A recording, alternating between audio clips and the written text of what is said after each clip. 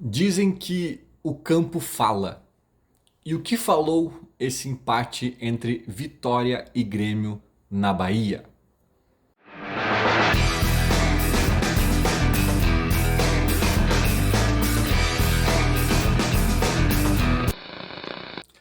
Fim de jogo no Barradão, Vitória 1, Grêmio também 1. Sabe que o jogo de hoje foi muito bom para a gente poder analisar, né? Como se ainda precisasse analisar muita coisa na 37ª rodada do Brasileirão, né? Eu acho que é até um pouco perda de tempo. Ah, mas o meio de campo, mas o Grêmio não tem isso, falta aquilo. Cara, a essa altura, eu já acho assim meio, tá, azar, sabe? Mas tem uma coisa interessante desse jogo para se analisar, é que esse jogo não deixa nenhuma margem de desculpa pro Renato.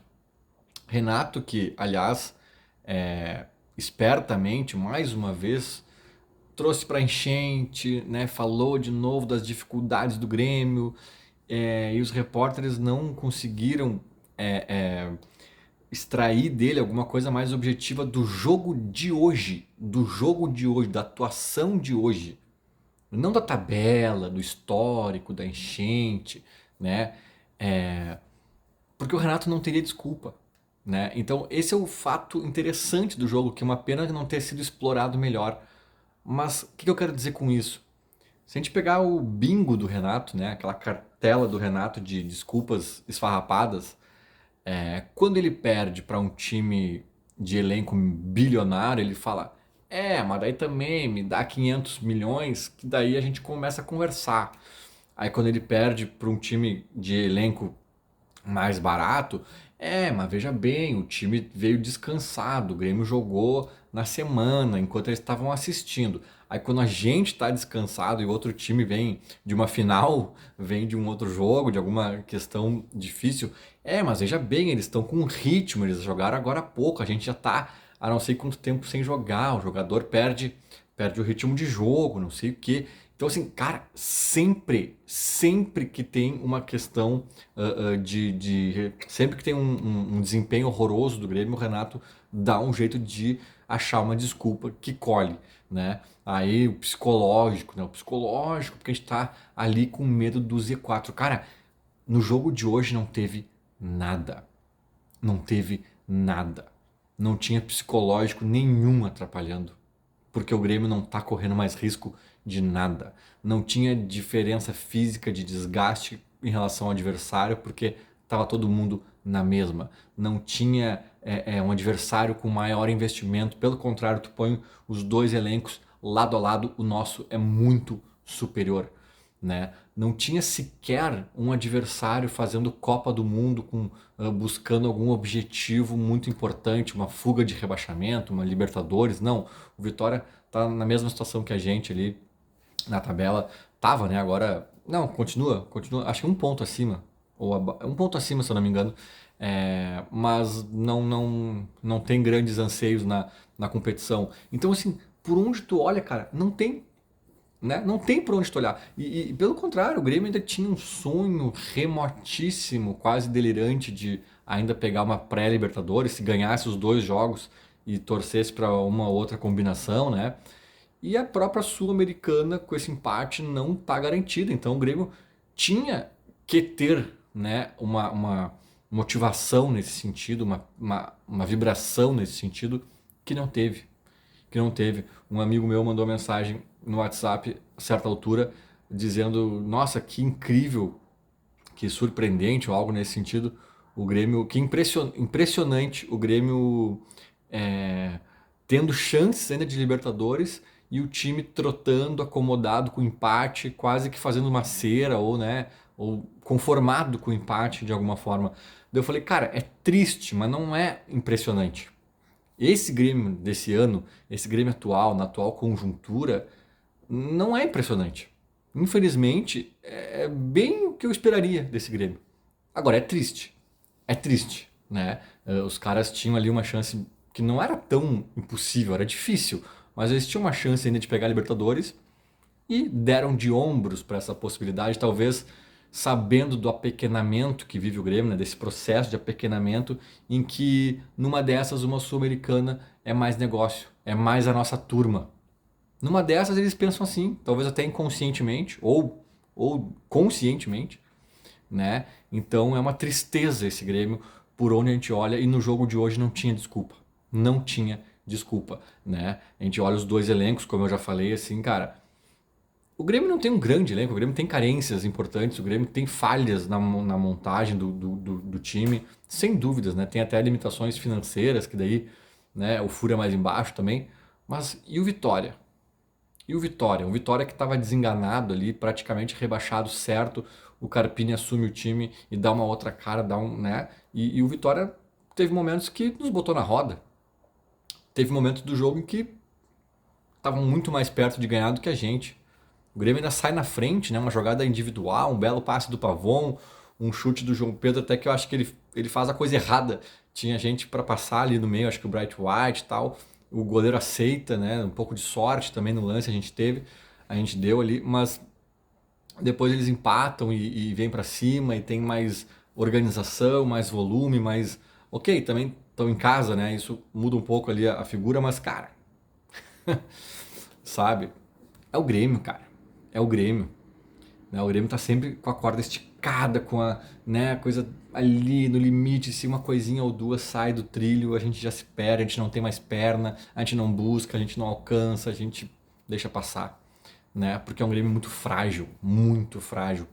Tem que dar tudo muito certo para confirmar uma vitória, para confirmar uma. E as vitórias geralmente são magras, são apertadas, são com final de jogo sofrido, né? É um Grêmio muito frágil, cara, muito frágil.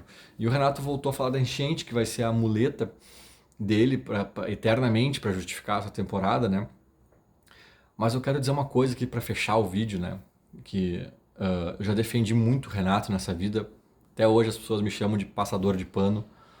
Mas é curioso porque eu passei a criticar muito ele esse ano. Até ano passado eu já pedia uma troca, né? Eu já pedi o Vojvoda ano passado, né?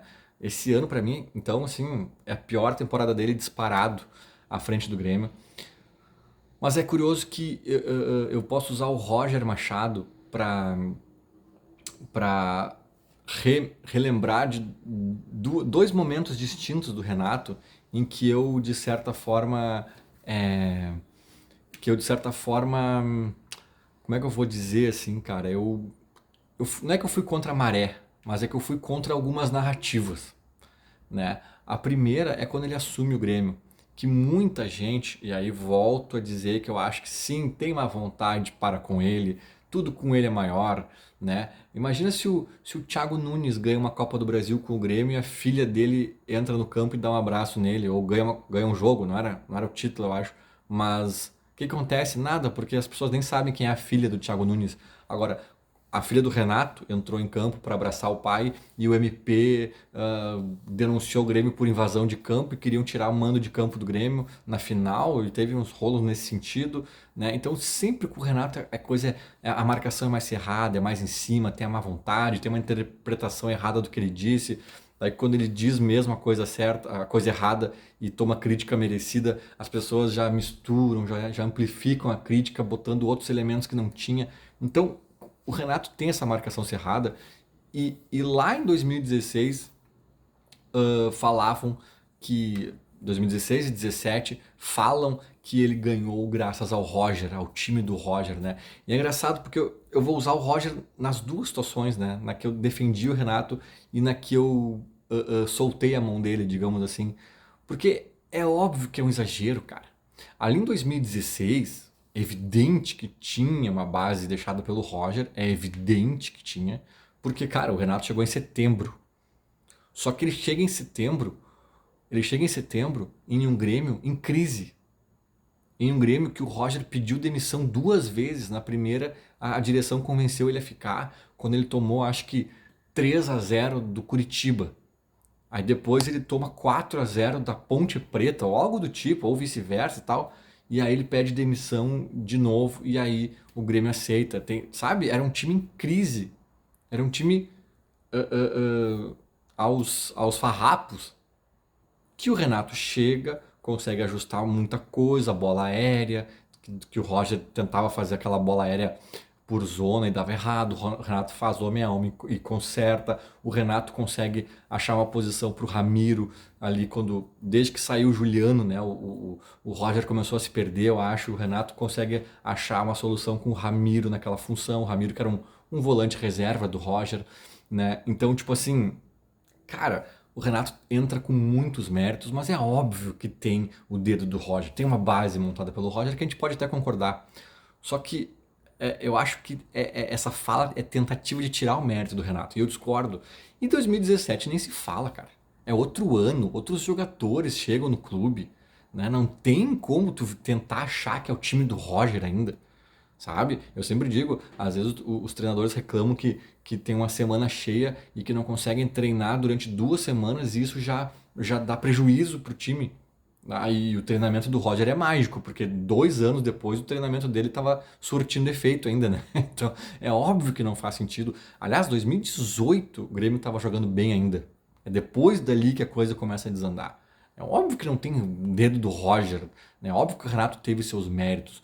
Só que agora ele fala da enchente, né? Como se fosse impossível se recuperar depois da enchente. E a gente sabe que o Inter foi menos prejudicado, ele bateu nessa tecla na coletiva hoje. Só que o Inter também mostrou que era possível se recuperar, cara. E o Grêmio não conseguiu em momento algum, o Grêmio que já estava mal antes da enchente, não conseguiu em momento algum dar a volta por cima. Então esse mesmo Roger agora agora mostra, desenha, para quem quiser ver, que essa desculpinha da enchente também é forçada. Para mim, é a mesma forçação de dizer: ah, o Renato só ganhou a Libertadores porque era o time do Roger. Não, velho, não exagera. O Roger teve uma contribuiçãozinha? Teve, mas não é isso. Agora, a enchente atrapalhou o Grêmio? Atrapalhou, sem dúvidas. Mas, porque a gente tá mal por causa da enchente, a enchente, a enchente. Não é isso também. Dava para ter ido bem, apesar da enchente. Dava para ter feito um campeonato brasileiro bom, e depois ter lamentado. Imagina se não tivesse a enchente, a gente poderia ter ido melhor, poderia ter uma meia dúzia de pontos a mais aqui, poderia ter brigado lá em cima e tal.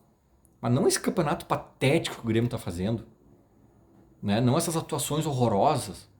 Hoje, que dia é hoje? É 4 de dezembro, né? Se eu não me engano.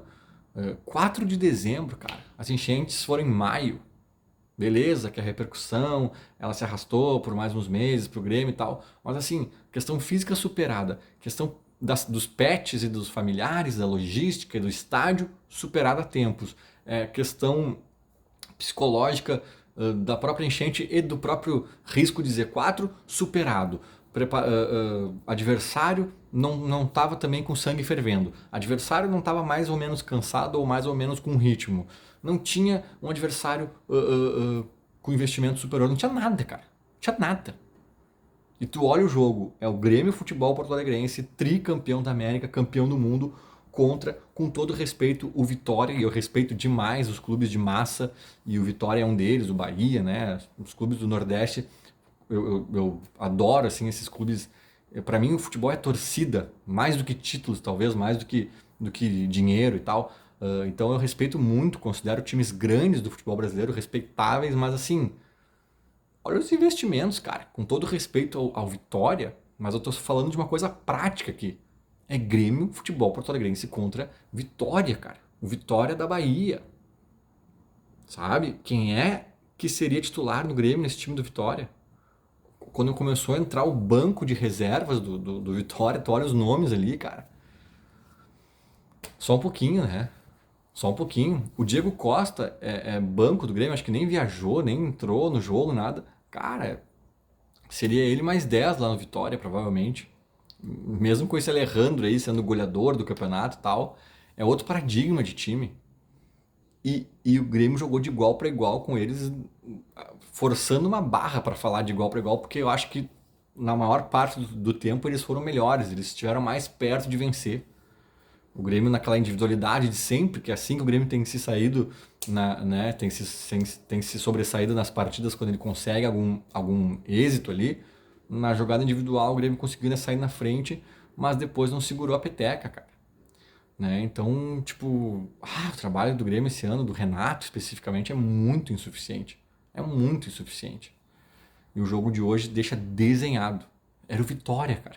Era um time até ontem virtualmente rebaixado que conseguiu renascer, mas que mesmo assim não tem nada demais. E o Grêmio, com a sua fragilidade, foi para Bahia ainda sonhando com coisas grandes, mas não chegou nem perto. Não chegou nem perto de nos fazer suspirar por um segundo. Quando o Grêmio entrou em campo e tal, aí, cara, pré-liberta o quê? Pré o quê? Isso não te pertence mais. Se pegar uma sul-americaninha, lambe os beiços, que é esse o tamanho do Grêmio 2024. Feito? Era mais ou menos isso. Falou, abraço.